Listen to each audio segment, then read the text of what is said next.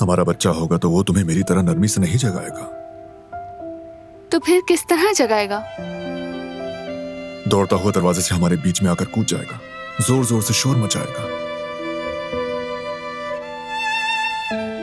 कितना प्यारा होगा ना।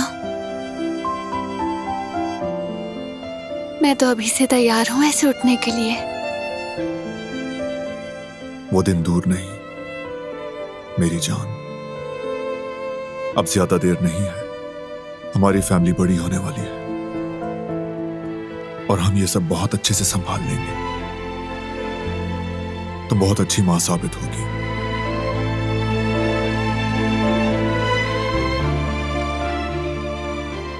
और तुम बहुत ही अच्छे बाबा बनोगे।